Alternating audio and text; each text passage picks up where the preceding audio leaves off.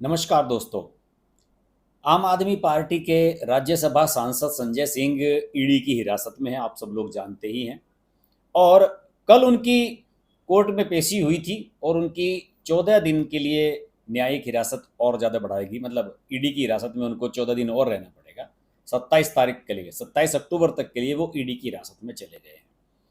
लेकिन संजय सिंह की, वो कहते हैं ना कि इंसान की जो बेसिक प्रवृत्ति होती है उससे वो बाज नहीं आता।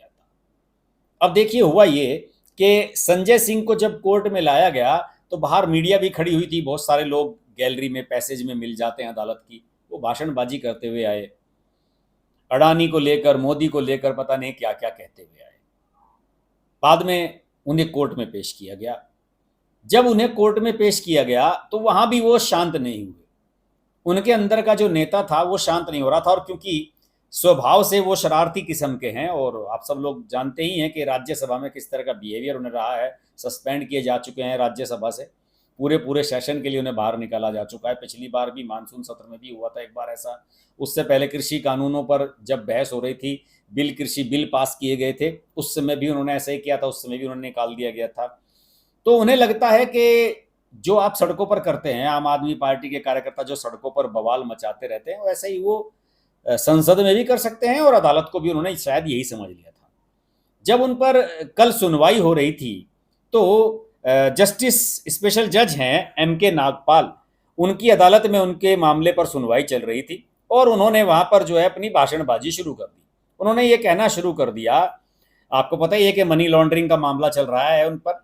तो उन्होंने ये कहना शुरू कर दिया कि साहब देखिए, मैं ईडी ने मुझे मुझे हिरासत में ले लिया, गिरफ्तार कर लिया, ठीक है, लेकिन जब मैं ईडी को शिकायत करता हूं नरेंद्र मोदी और गौतम अडानी के बारे में तो उस पर ईडी कोई एक्शन नहीं लेता। इस बात को लेकर जो है वो नाराज हो गए जज साहब। उन्होंने ये कहा कि देखिए ऐसा है, आपको कुछ भाषण देने की मुझे लगता है ज़्यादा ही आदत है, और अगर आप इस तरह के जो जिसे कहते हैं ना कि अनरिलेटेड इश्यूज होते हैं, जो मुद्दे की बात नहीं है, अगर उससे इधर उधर की आप बात करने की कोशिश करेंगे तो अगली बार मैं आपको यहाँ बुलाना बंद कर दूंगा, वीडियो कॉन्फ्रेंसिंग से आपकी यहाँ पर पेशी हो जाएगी। संजय सिंह को लगा कि यार इसी बहाने कम से कम हिरासत से बाहर तो आ जाता हूँ, वरना आगे से ऐसे भी नहीं आने देंगे।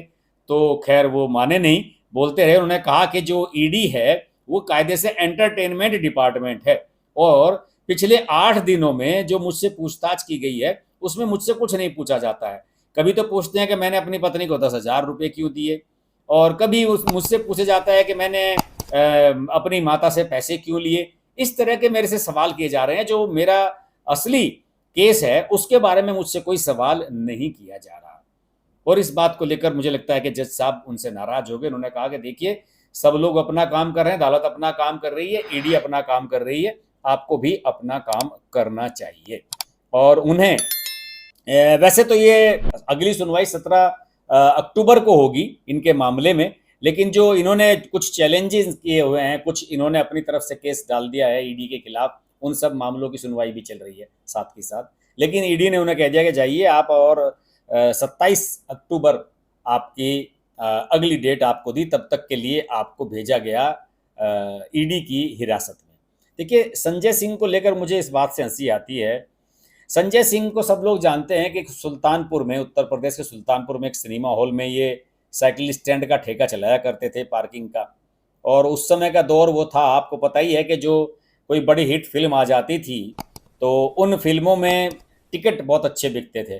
तो क्या करते थे ये जो पार्किंग वाले, साइकिल के ठेके वाले हैं, ये सब लोग पहले से ही 10-10, 20-20 टिकट खरीद कर अपने पास रख लेते थे, और फिर उनको जब फिल्म आती थी तो दर्शकों को टिकट विंडो से जब नहीं मिल पाते, तो फिर उस समय ऑनलाइन टिकट नहीं चलते थे, तब फिर उन्हें टिकट ब्लैक किया करते थे। तो बताया जाता है कि संजय सिंह भी इसी सम्मानित पेशे में पहले हुआ करते थे।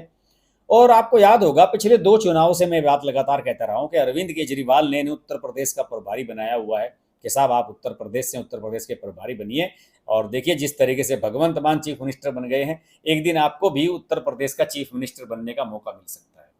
तो ये हर विधानसभा चुनाव में, लोकसभा चुनाव में पहुंच जाते हैं वहां पर टिकट ब्लैक करने के लिए। ये सोचते हैं कि आम आदमी पार्टी उत्तर प्रदेश में इतनी बड़ी पार्टी है कि कोई भी इसका टिकट लेने के लिए तैयार हो जाएगा, और फिर पार्टी के फंड में अच्छा कैसा पैसा आ जाएगा। पिछली बार पता है क्या हुआ था? 2022 के विधानसभा चुनाव में संजय सिंह ने जमकर कोशिश की, कोई टिकट लेने नहीं आया। मुझे नहीं पता कि किसी भी विधानसभा सीट पर कोई एक प्रत्याशी आया हो उनका। फिर उसके बाद जाकर ये अखिलेश यादव से मिल लिए और कह दिया कि भैया हम तो आप ही के गठबंधन में शामिल हो रहे हैं और हम आपके साथ हैं और आप और हम आपस में टिकट बांट लेंगे। अखिलेश यादव ने भी सोचा होगा कि बताइए यार, ये शख्स मेरी क्या हेल्प करेगा, जिन्हें यहाँ कोई पूछता ही नहीं है। अखिलेश यादव ने कायदे से फार्मूला अपनाया था आम आदमी पार्टी का कि साहब हम भी यहाँ पर 300 यूनिट बिजली फ्री देंगे, ये करेंगे। उत्तर प्रदेश की जनता ने लिटरली रिजेक्ट कर दिया। उन्होंने साफ तौर पर रिजेक्ट कर दिया कि भैया अखिलेश जी, ना हमें आपका मुफ्त का कुछ चीज़ चाहिए, ना हमें आम आदमी पार्टी की कोई मुफ्त की चीज़ चाहिए, हमें चाहिए बढ़िया लॉ एंड ऑर्डर। वो योगी जी हमें दे रहे हैं, इसलिए हमने योगी जी की सरकार को फिर से चुन लिया है। तो ये हालत है संजय सिंह की। संजय सिंह को पार्लियामेंट में बोलना, आपको याद होगा कि पार्लियामेंट में इन्होंने जो पार्लियामेंट में सभापति थे राज्यसभा में, उनके ऊपर कागज के गोले तक फेंके थे, पता नहीं क्या क्या इन्होंने किया था। और फिर आपको याद होगा कि इन्हें पूरे सेशन के लिए निलंबित किया गया था। जो उपसभापति थे हरिवंश, वो इनके लिए चाय भी लेकर गए थे जब ये संसद के परिसर में धरने में बैठ गए थे। इस बार भी इन्हें, जो मानसून सेशन था, पूरे सेशन के लिए इन्हें बाहर सस्पेंड कर दिया गया था, तो इन्होंने बाहर धरना दिया था। और धरना देने के साथ साथ ये वहाँ पर अखबार पढ़ते रहते थे, चाय पीते रहते थे। और एक मज़ेदार और बात बताऊं, कल इन्होंने कोर्ट से ये भी कहा कि साहब मुझे कुछ किताबें पढ़नी है और मुझे कुछ किताबें मांगी हैं इन्होंने कि my experience with truth, Mahatma Gandhi की जो किताब है, और इसके अलावा भगत सिंह की किताब है वाई एम एन एस्थीस्ट। तो उन्होंने कहा कि मुझे ये किताबें चाहिए और मैं चूँकि बहुत सम्मानित सांसद हूँ तो इसलिए मुझे सब चीज़ होनी चाहिए। और उन्होंने कुछ किताबें जो है राम मनोहर लोहिया पर कुछ किताबें हैं वो भी मांगी हैं। हालांकि ये सब बातें अलग हैं, सांसद का अधिकार है, राजनीतिक प्रिजनर्स के साथ ये सब सुविधाएं उन्हें दी जाती हैं। लेकिन संजय सिंह बार बार ये दिखाने की कोशिश करते हैं कि वो कितने इंटेलेक्चुअल हैं और कितने सभ्य हैं, लेकिन जो उनका बिहेवियर है पार्लियामेंट में, पार्लियामेंट के बाहर, और अब आपने देख लिया कि कोर्ट में तो साफ जज साहब ने ये कह दिया कि भाई आप यहाँ भविष्य भाषणबाजी मत कीजिए, अगर भाषणबाजी करेंगे तो आपका यहाँ आना बंद कर दूंगा मैं। फिर वीडियो कॉन्फ्रेंसिंग के थ्रू अपनी बात कहना, पेश होना और वहीं पर रहना। तो संजय सिंह जैसे लोग सही मायनों में आम आदमी पार्टी जो है उसका रिप्रेजेंटेशन करते हैं। किस तरह से अराजक सोच वाली ये पार्टी है, बिना वजह हर मुद्दे को लेकर धरना प्रदर्शन पर उतर आना, बवाल करना, हंगामा करना, ये सब इनकी प्रवृत्ति में शामिल है।